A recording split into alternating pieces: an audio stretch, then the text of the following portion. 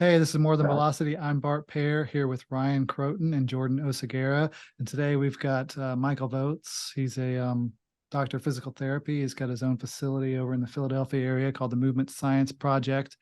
And excited to talk about him. You know, the cool thing about arm care is we got people from different fields out there and different ways are finding out about arm care and using it in different ways. And so we always like to look at what they're doing. So Ryan, you know Michael pretty well. Why don't you start us off here and get us set up? yeah, I mean, the way we met each other is it's interesting. He was also very curious about the armcare.com platform early on, and we started Bridge a Connection. But we have a mutual contact in Dr. Stephen Thomas, who's actually been on one of our meetings internally. We definitely need to get him on a podcast early on when I was hired.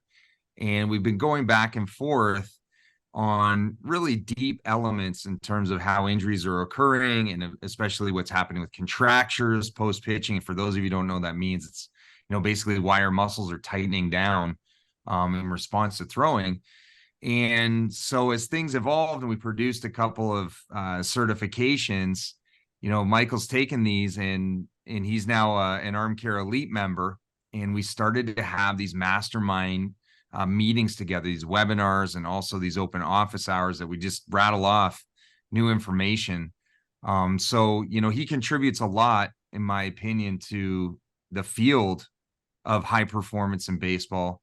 And he's got some really interesting perspectives. And I know on the neurological side, maybe we should start there, Michael, about some of the things that you're involved in, the things that you're studying, because I do think there is just a high influence on our mantra, strength matters most, and how to recover the arm and prepare it for battle. So I want to turn it over to you, buddy. Yeah, no, hey, I appreciate it. And first off, thanks guys for having me on. Definitely am excited to talk shop with you guys and hopefully put some good information out there for everybody. So um, I think to Ryan's point, when I had a buddy of mine who's a strength coach who was kind of on board looking at the arm care stuff before me, and he was one of the first guys that said, "Hey, have you checked this out yet?" And I kind of started following what you guys were doing, and you guys use that like the strength matters most mantra, and so I teach in the dry needling world, and what we would talk about all the time with our in our courses was you have to have stability before you have mobility. So we just kind of said it a different way, but it was saying the same kind of thing. And I think that was one of the things that kind of turned me on right away to what you guys were doing. With that, you guys are like, look, it's not just about doing the super stretch and getting internal rotation. Not everybody needs to worry about their gird. We might have to look at the strength of what's going on because their range of motion loss could be from lack of strength, lack of stability. So that's kind of what got me into the arm care side of things. But as far as the neuro side of things, um, again, that kind of came to me through the dry needling world from some of the mentors that I've worked with. Um, and what I started finding was in a lot of our throwers, we'd have they'd be labeled as having weakness or having impingement or something like that. And then when you kind of really sit down and do like a full differential diagnosis on them, you find these guys that have what we call myotomal weakness. So more or less it's coming a lot of times from the neck, where they've got multiple areas of musculature that are weak and they line up with the same level on the cervical spine. And so I'd start kind of treating it from the spine down and see what we got there and having really pretty good results there. And so that kind of took me into like, well, what's really the neurological control of the shoulder? Like, how does it really work? What are the things that we're kind of missing on that end? And I would say, one of the other things that also got me excited about arm care was like, you're some of the few people that don't ignore the subscapularis out there. Everybody loves to do only external rotation, which is really important. But like some of the few people are like, hey, by the way, there's one on the front side of the shoulder that has to control that layback, that external rotation. And I was like, hallelujah, there are other people that feel the same way about the subscap as I do. And so that's one of my, like, in all honesty, like I love the stability of the shoulder. I love the neurology of it. But even just the anatomical relationship of the subscap and how it has massive stabilization effects is huge for me. But so I would say, one on the neurological side that, the myotomal assessment definitely is rehab side a little bit better, whether it's operative or non-operative. I think we need it for both. And then again, as I kind of started to look more and more granular at what happens at the shoulder, there's something, if you go way back in the kind of anatomical literature, there was a guy, Dr. Hilton, that was like in the 1800s, that figured out that the innervation for any body part really, it's the same on the skin as it is for the musculature, as it is down to the joint capsule and the ligament. So in other words, on the front side of your shoulder, if I've got my subscapularis controlling the front side of my shoulder, a lot of the skin is innervated by the subscapular nerve, the muscle is, and then the capsule itself is also innervated by that same. And it'll change. Like if this is our joint capsule, if you think about it as a circle, the front side of it will be innervated by one nerve, the top will be innervated by another, back and inferiorly, all innervated by different parts of the nervous system. And so that's when you kind of start to realize like this system is really functionally integrated. The dynamic stabilizers, meaning the musculature, and then the static, meaning the capsule, the ligament, they're functionally integrated by the nervous system, right? So there's literally the same nervous system that's telling the muscle to contract is getting information from the joint capsule and from the labrum and from the ligaments that are attaching the tendons. All these different structures in there are all sending information back to the same area, back to the same muscle spindle, which then goes back to the central nervous system. So it's literally this functionally integrated system on the nervous system level, but then also structurally, because we know that there's attachments of the rotator cuff into the capsule. We know that there's attachments on anterior and posterior side. The tendon will attach in, and in some spots, the muscle goes directly into the capsule as well. So it's like you've got a capsule that's almost contractile. And again, I know you guys are not real big fans of this either. It's like we got a capsule that's contractile, and we want to crank this thing into internal rotation and stretch it more. It's like we actually probably need to strengthen this thing because it really needs that stability and that feedback in there from the musculature and from the nervous system. That's kind of a 30,000 foot view of it. Yeah, another hour.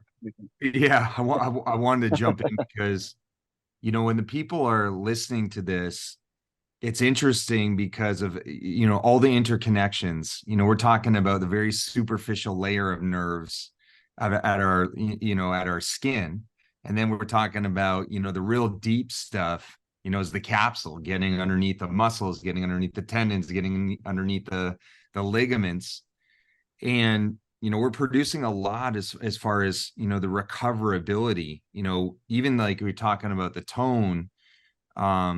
We in our certified arm care specialist course, we're adding another 4 hours. It has a little bit more detail on mobility, and we're talking about strength, but then you're talking about some things that are range of motion generated as well. And the active range of motion also can indicate where there's some restrictions there, that what you're saying is possibly coming from the neck, that's not allowing maybe too much muscle guarding after throwing. I mean, it would be interesting. I know Jordan taught me some stuff. I'm going to, kind of connect him into this conversation, but looking at head position in pitchers, I don't know if you've ever heard of this term, Michael, but the head whack. Jordan, why don't you talk about the head whack? Because when I'm thinking about the neck and connecting it to the delivery, that's, that and the stack and track element. You think about when he's talking about the, all these neck related issues that could be impacting, the muscle performance, but also the deeper layers of the passive tissues.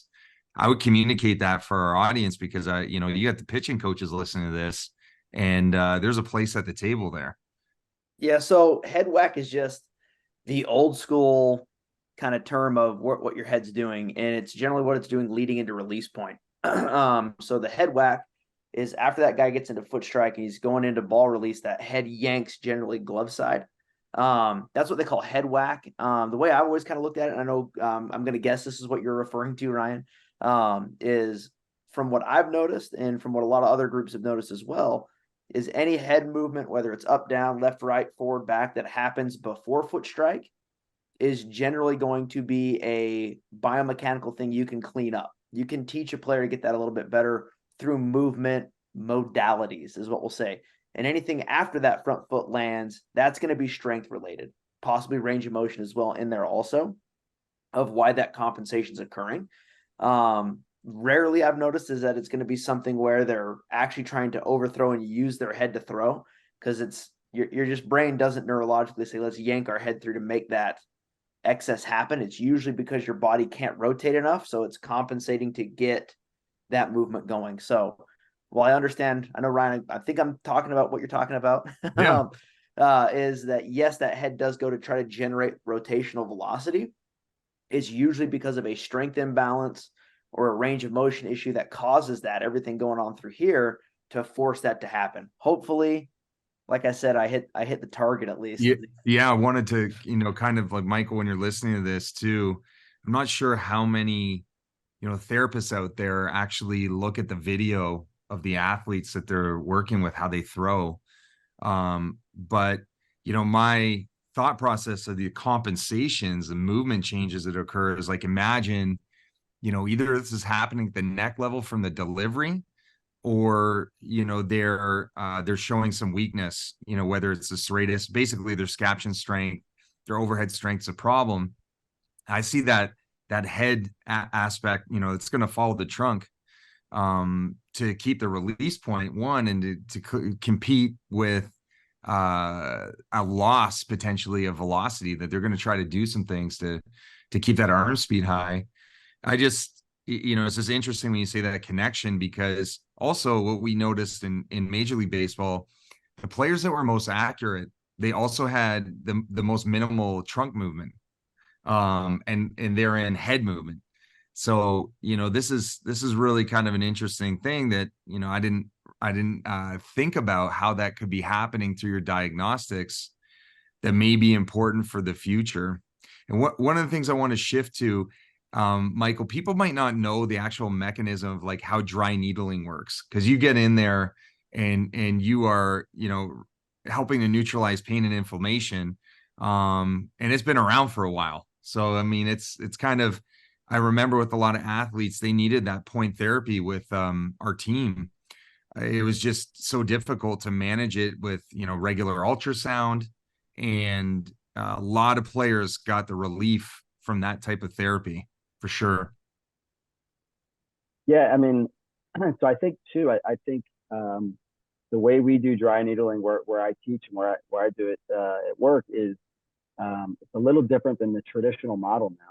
When I first started, it was, let's find that trigger point. We're going to pound that thing with the needle and try to loosen up tissue. And that was kind of more the like mobility model, if you will.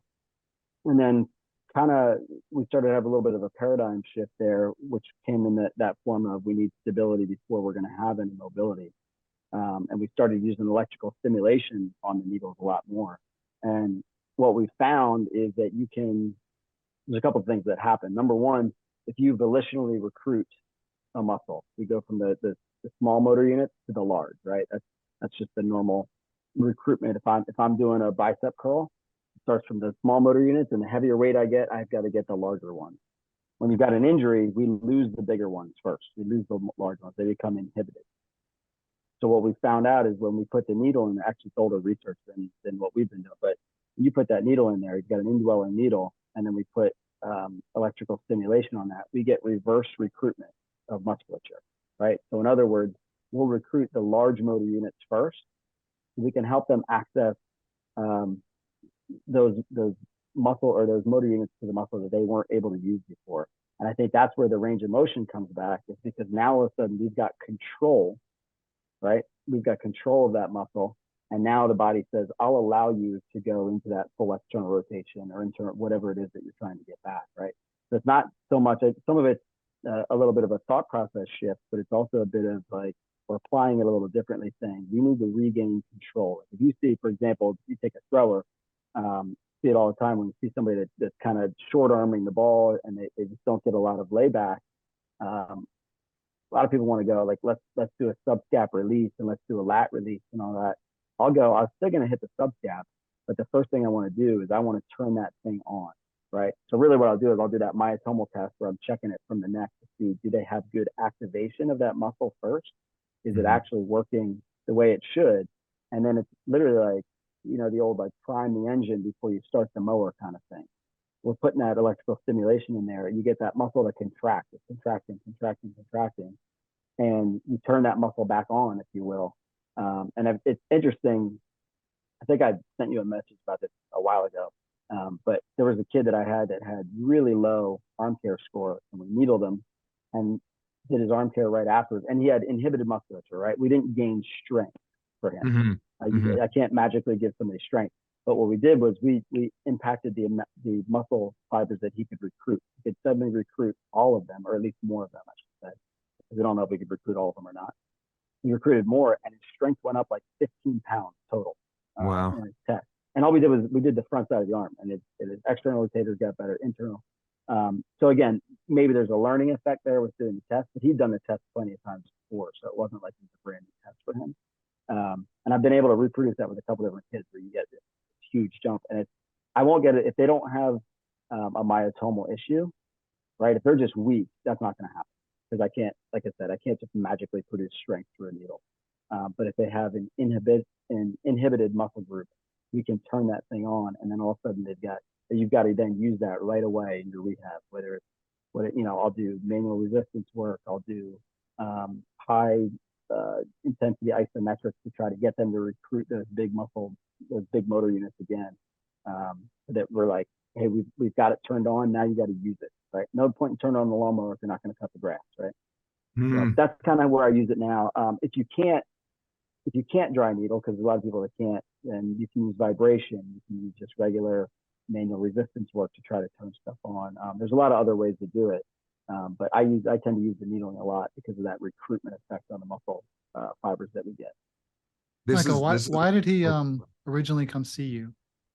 What was the trigger there? So that young man he had a Tommy John surgery, and he was getting back to throwing, and it was going fairly well, but he was still having some pain, but his pain was in his shoulder when he was throwing. And so what we did was he had been see the trainer, seen the doc, and they're like, it is what it is. Just keep getting stronger. You'll be okay. So he came to me and we're like, okay, let's check the neuro side of it, right? Because he's doing all his exercises. He's working with a great strength coach. He's doing his arm care stuff. He's doing his other, all the other stuff he should be doing. But that shoulder was inhibited. We turned that thing on, and he actually went. We went. This was not just me. I'm not trying to take credit for this by any means, but he had like 5 weeks in a row where he PR'd on the mount. Every time we were needling, he kept PRing, and I was like, he's like, this is awesome. I was like, dude, it's not going to be that. Like, this is, I'm telling you, it's not that magic, right? Like, you still got to work out, So yeah, that doesn't fit baseball player science, though. It's just like, if that worked, I should just do more of that, and I'll be okay. Right, just keep doing it. Yeah, more needles. It's got to work. The interesting thing is, I deal with a lot of injured major league players, and the level of rigor you're going to with this evidence-based process of therapy is incredible. I mean, this is kind of where I wanted the conversation to swing. As far as being a clinician, you're really fact-checking your methodologies. I mean, you're using the tool to evaluate the extent of the therapy provided. And to me, a lot of the athletes that I work with, they're really on their own. They're giving me that information, but some of the major league therapists, they're just overwhelmed. There's just too many guys that they just don't have enough time to spend doing these evaluations where they're critical. I mean, look at these particular cases.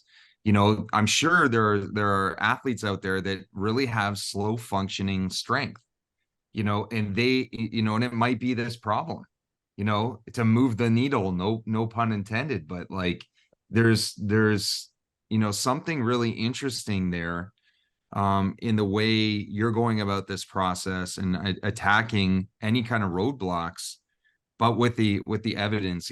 15 pounds, you said 15 pounds, and people might not think that's a lot, but like, pick up a 15-pound dumbbell, Like just pick one up and really feel. That's how much strength went back in the arm. I mean, that's pretty significant. I would even take 5 pounds, but Yeah. that's pretty significant. But that's kind of, what I visualize and what we've talked about as a company is, we're hitting the coach model. They're able to connect spin metrics and velocity metrics and, really understand how to manage their throwing programs, their weighted ball training programs, and their pitching schedules. But this medical side, man, it's a mystery. It really is. I mean, let me ask you this question. When the patient is gone, your athletes, finish their course of treatment, how much interaction do you have afterwards now that they, would they have the device, so that you can check in again when these things may have changed? Or how does that work when, the athletes graduated on? Yeah, I mean, there's a few that have it. I tell them all to get it. Whether they do it or not is another story, right? I check in with a lot of my throwers, particularly it's like, luckily I've got again an awesome strength coach that I work with. So a lot of them, he was a minor league pitcher. He's on board with the arm care stuff, but he tests his guys all the time. Our showed guys all the time, as well as just his guys. And so he ends up, we'll kind of share the throwing progression work, the interval throwing program stuff, as we're getting them back to throwing, because I think having his input on it is pretty awesome, because he's a brilliant guy. And so as they go off on their own, if they're at school or if they're, even whether it's high school or college or whatever it is, I check in with those guys a lot, and some of them have access to it, some of them don't, unfortunately. I've even tried to encourage some of the trainers, like, if you're at XYZ D3 school, like it's $300, $250, whatever it is, like, get one, and then you can, teach the guys how to test themselves. It's not hard to do. Takes 5 minutes. But I tell you what, it's like, I've used it on a bunch of different levels from my side of, in the clinic, but I coach on the youth level for my kids. My daughter's 12U travel softball team. I just took her whole softball team through this stuff and did the math myself for them, because I didn't have 11 girls go buy the app just yet. But we did all the math, and I'm like, all right, girls, here's what we got. Here's our team averages. Here's what we are, and figuring out where they all sit. Because we had a number of girls that, 11, 12 years old that already has arm pain in the throw. And I'm like, I can't be. There's no pain in softball. Everyone says you can't have a sore arm in softball. No, there's not at all. Right? Don't you know that? I don't think you're thinking of softball. Yeah, well, that's what I told them. I'm like, listen, I can't be the physical therapist that has kids with arm pain on their team, right? Like, I can't be that guy. So, I mean, again, I've used it kind of all in different phases, but some of the kids will come back, not necessarily my team, but the patients will come back, on a break and be like, hey, I need to get this thing tested again, see where we're at, all that kind of thing. So I'll have people just come in just for the testing sometimes. And then we kind of say, okay, here's what we need to do going forward. Here's where you're at. Here's where you need to adjust things. And here's a plan for you going forward, and keep checking in, and I'll keep checking in. College kids are tough, because honestly, out of sight, out of mind, until they start hurting again. And then they're like, what was that guy's name again? Oh yeah, I got to call Mike. So, because they're in the dining hall, they're in the whatever it is. Yeah. So Michael, I'm curious, of all the athletes you're seeing, I mean, what percentage are you finding have some neurological component to what's going on, that you feel like it's maybe not the factor, but one of the factors into what's going on? As far as percentage, that's a tough question. What I would say is, when you have, like, sometimes I can almost tell by their, when they walk through the door, talking to them in 5 minutes, which one it's going to be. And it kind of comes down to, the guys that typically the ones where I check it first are they've been to the trainer for a while, and they went to therapy somewhere else, and it just isn't getting better. And they can't, and the MRI is pretty clean. And they've had injections and it didn't work. And they're like, there's something else that's going on here that's holding you up. Let's check this first. I will check it on everybody, but those ones where it's been a chronic issue for a while, those are like the red I won't say red flag, but red alert point. Like, okay, let's go check this right away. If it's somebody that's a fresh injury, right? You know, it was just last week, and I was throwing, and I felt a little bit of something in my shoulder, and those tend to be a little bit more just your regular acute injury, right? Like they got a strain or something like that. So I'll still check it there, but a lot of times it's a little bit cloudy because it's acute, so it's painful anyway. So we're gonna have to clear some of that up before we can really test the neuro kind of side of it. So you know, as far as the percentage, it's higher than you'd think. I mean, I'd still say you probably got. I mean, because how many guys come in and they got chronic arm and shoulder pain? One of the lucky things I have in my teaching was I teach with a company called Evidence in Motion, and there's different arms. We've got the dry needling side, and then there's people that do a lot of pain science stuff. And so I'm lucky enough to be able to ask them questions on like the brain processing and things like that. And one of the things I'm trying to figure out, but there's really no answer out there yet, to be honest, is if I have the strain of my posterior rotator cuff, right? There's other muscles that go up to the cervical spine through that, right? If I have a strain there, eventually, if it hangs around long enough, does it manifest because it's going up to the same level on that cervical spine? Does other stuff then become affected? What we know from just the pain science world is that if I have a shoulder injury in general, you know, the homunculus, like the picture of the brain where like the body's laying over the brain, you've got different representations. That shoulder representation on the brain will get smudged after an injury, right?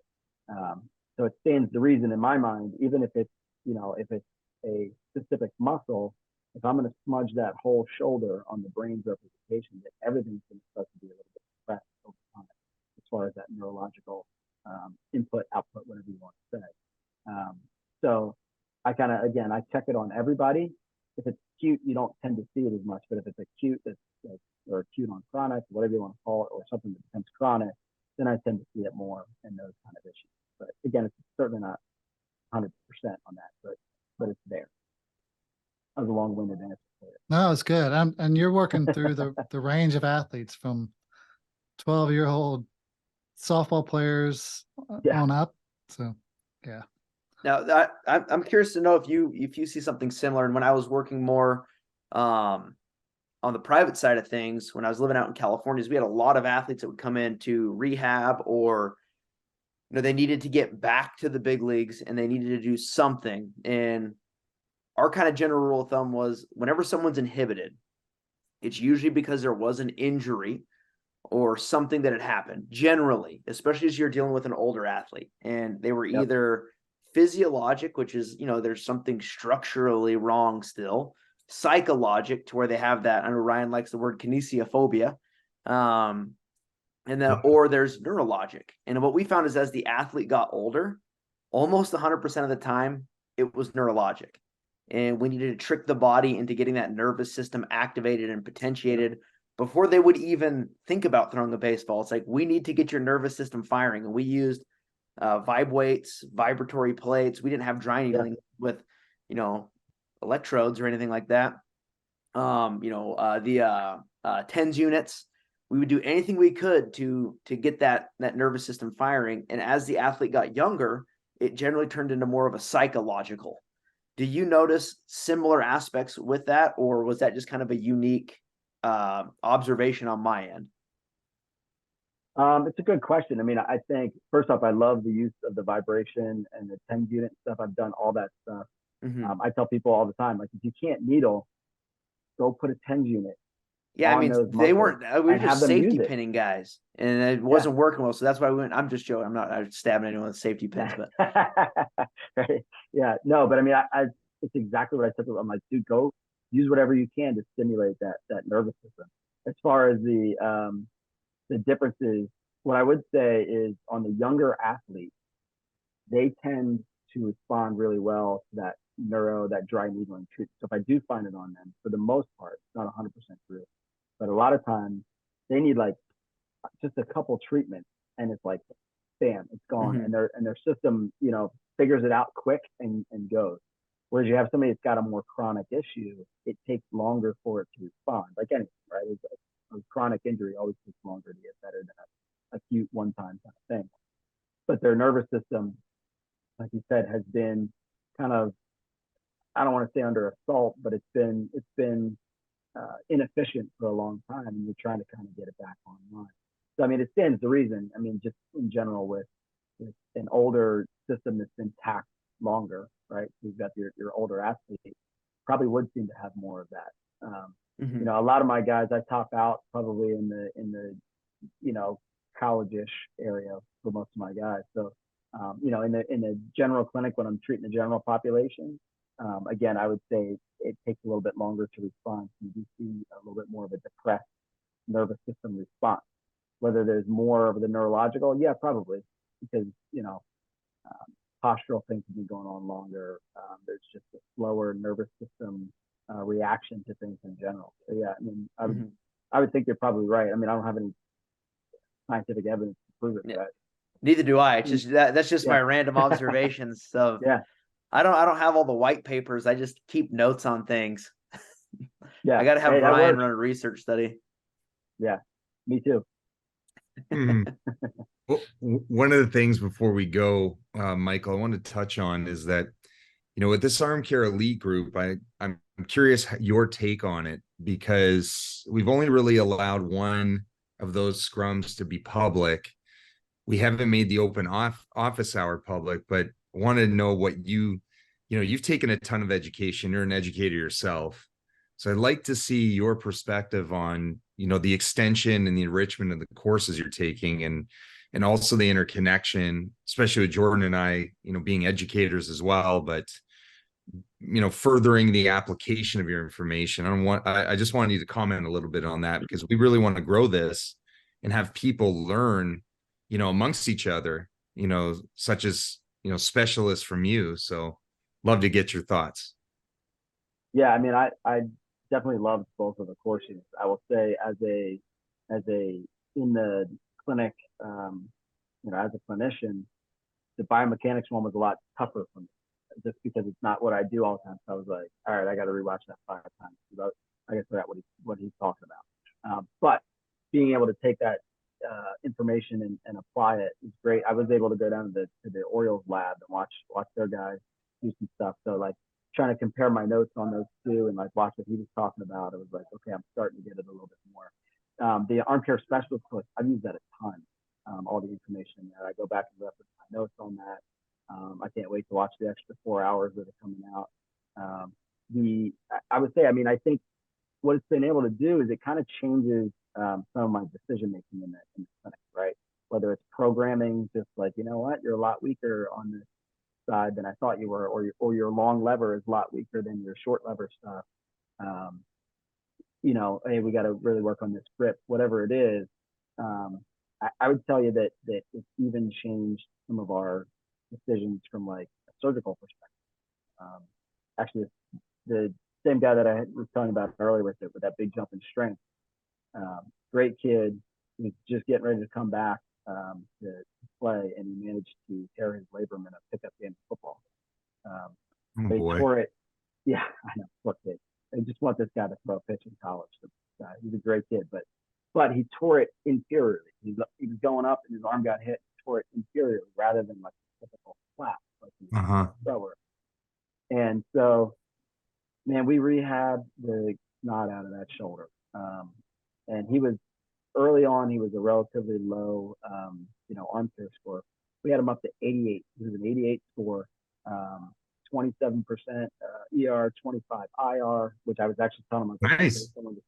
Yeah, but and I still think you look at those numbers, and I go, based on where your tear is, like I actually want your ER probably, or your IR rather, to be a little bit higher than your ER because of right. But he was still 25%. So anyway, long story longer. He started throwing because we're like, dude, you're at an 88. Let's check it. And he looked great in clinic.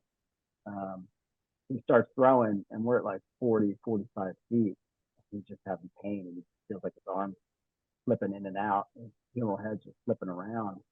And again, because it was like a 3 to 630 tear. So when he goes into that full ER, as you go up there, the subscap actually moving to the top of the shoulder, so it's not there to protect the inferior side. There was nothing there.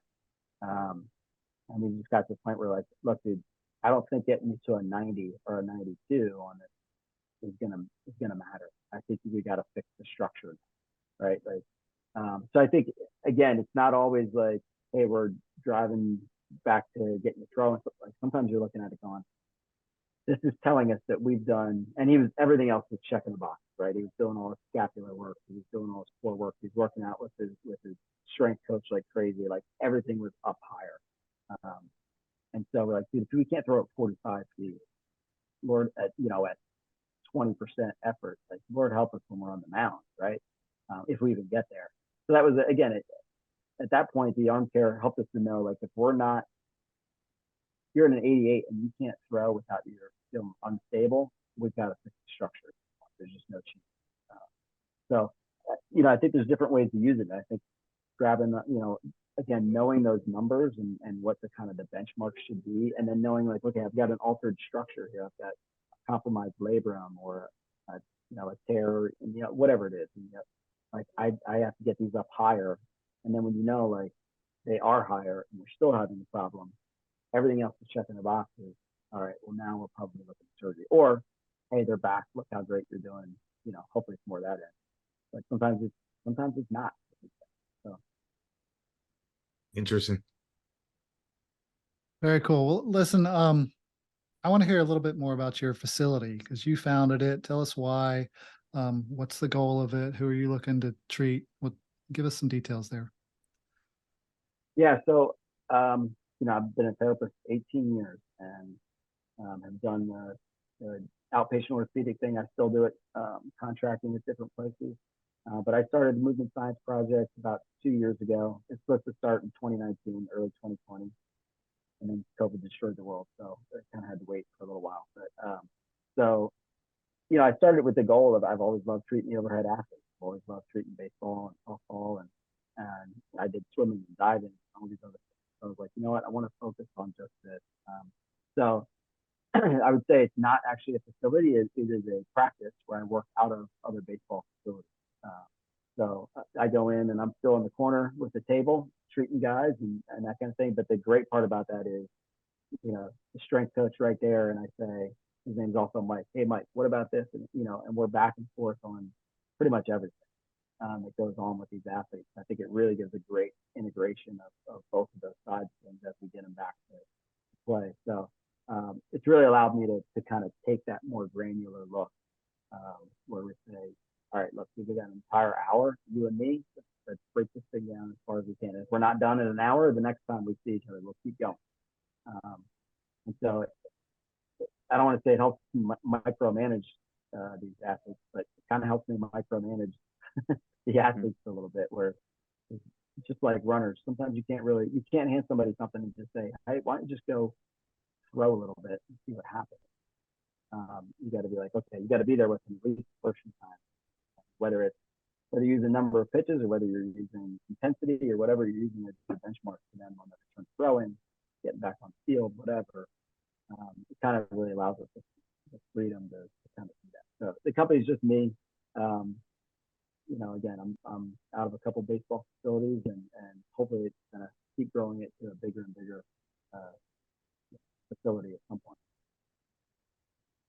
Very cool. Well, I'll definitely put your information in the show notes here. If you're in the Philadelphia area, you should definitely check Michael out. Very informative. I appreciate the time. And for everybody else, it's More Than Velocity, and have a good day. Take care.